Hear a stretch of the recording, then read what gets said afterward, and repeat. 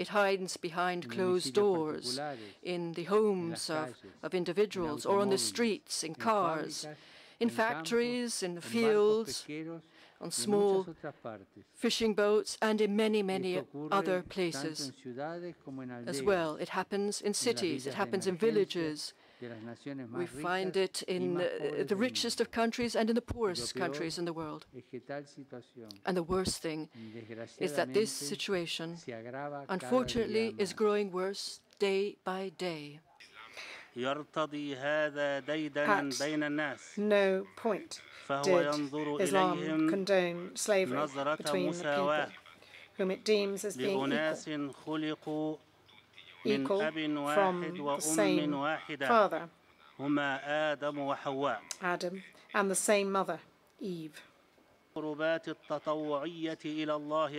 Islam also considered the emancipation of slaves as one of the greatest acts of worship which please God. God Almighty has spoken the truth.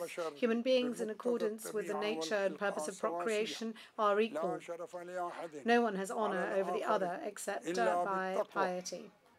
Dignity was given to human beings by God, one of his greatest attributes. And there can be no dignity without freedom.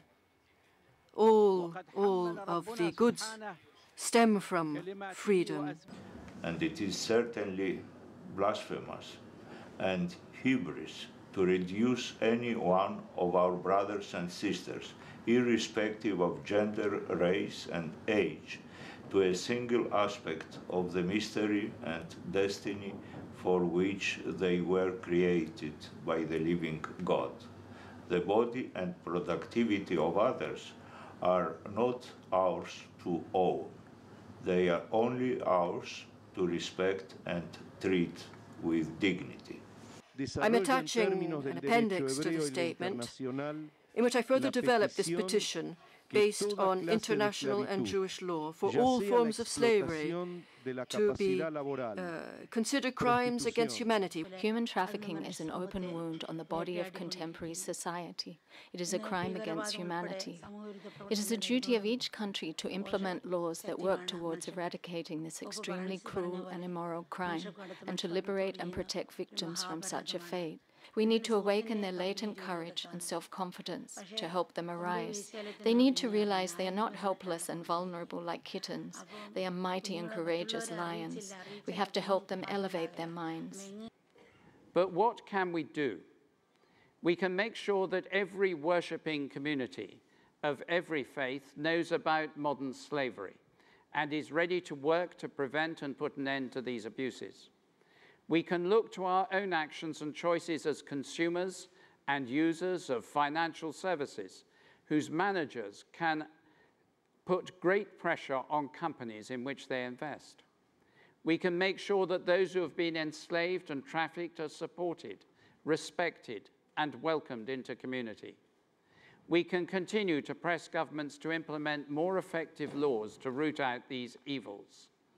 In the United Kingdom, the modern slavery bill is currently going through Parliament and is a very good model. We can work with the business sector across the globe to ensure robust systems for slave-free supply chains. We should not do this work as cavaliers seuls, as lone warriors. The root of modern slavery runs deep, and the cause and condition, the networks and structures supporting it are complex.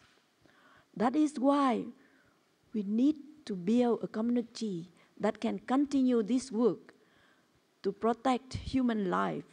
We are inspired by our faiths, and we have joined together here for this historic initiative, and also for very practical action. We wish to declare that we will work together to eradicate the terrible scourge of modern slavery in all its forms.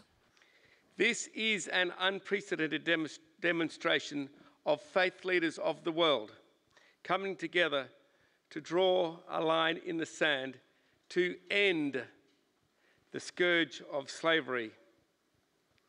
We ask each of you who have spoken here today in this room or witnessing this around the world to share their common conviction that systematic removal of liberty to exploit another must no longer be in this world,